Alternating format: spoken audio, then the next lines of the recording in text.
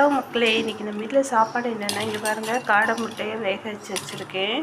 அடுத்து உருளைக்கிழங்கு வேக வச்சு வச்சுருக்கேன். சாப்பாடு வச்சுருக்கேன். இது வந்து பொன்னியரிசி சாப்பாடு.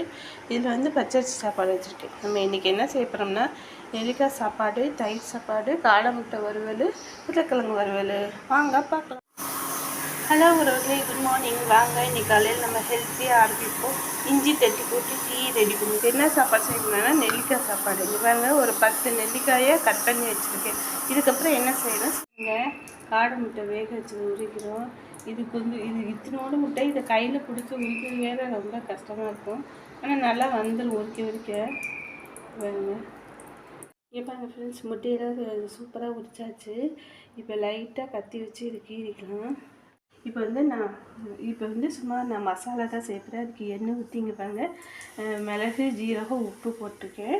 அதை பொரிஞ்சு முட்டையெல்லாம் கொட்டி ஃப்ரை பண்ணால் சூப்பரான இந்த இது சாப்பிட்டிங்கன்னா சளிக்கு சூப்பராக கேட்கும்.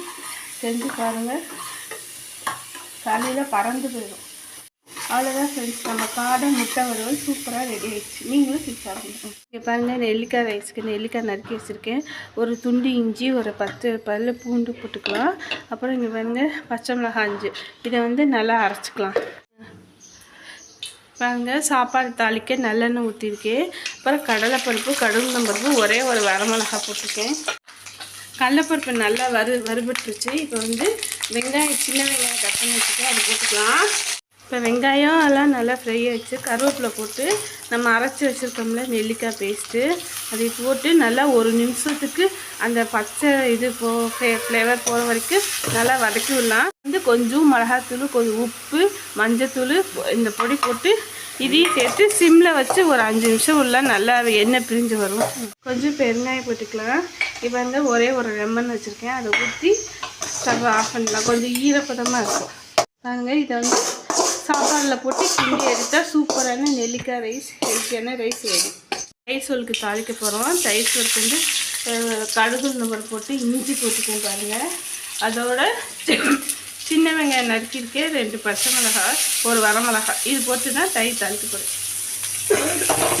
இப்போ பாருங்கள், பச்சரிசி சாப்பாடு, ரேஷன் அரிசி சாப்பாடு தான். அது வந்து வேக வச்சு வச்சுருக்கேன். அதில் ஒரு தயிர் ஊற்றி 1 கிளாஸ் பால் ஊற்றிட்டோம். உப்பு போட்டு நம்ம தாளித்து வச்சுட்டோம்ல, அதை கொட்டிடலாம். கொட்டி கிண்டுனா தயிர் சாப்பாடு ரெடி. நல்லா என்ன செய்ய போகிறோம்னா, உருளைக்கிழங்கு வறுவல். அதுக்கு எண்ணெய் ஊற்றி பூண்டு போட்டாச்சு. அடுத்து பெருங்காயம் போட்டுக்கலாம். பெருங்காயம் அவ்வளோதான் தீர்ந்துருச்சு. இப்போ வந்து உருளைக்கிழங்கு பாருங்கள், வேக வச்சு மசிச்சு வச்சுருக்கேன். ரொம்ப மசிக்கக்கூடாது, மாவாக அப்படி கொஞ்சம் திருப்தியாக வச்சுட்டு இதை பாருங்கள், மிளகாத்தூள், உப்பு, கருவேப்பிலை எல்லாம் போட்டு கிண்டி 1 நிமிஷம் சிம்லேயே வச்சோம்னா சூப்பரான உருளைக்கிழங்கு வறுவலும் நமக்கு ரெடி ஆயிடும். ஹலோ உறவுகளே, இன்றைக்கி நம்ம வீட்டில் காலையில் என்ன ஹெல்த்தியான சாப்பாடுனா நெல்லிக்காய் சாப்பாடு, அப்புறம் தயிர், சூப்பராக கொள்ளன்னு தயிர் சாப்பாடு. அப்புறம் இங்கே பாருங்கள், காடை முட்டை வறுவல், அப்புறம் உருளைக்கிழங்கு வறுவல். பாருங்கள், சூப்பராக ரெடி ஆயிடுச்சு.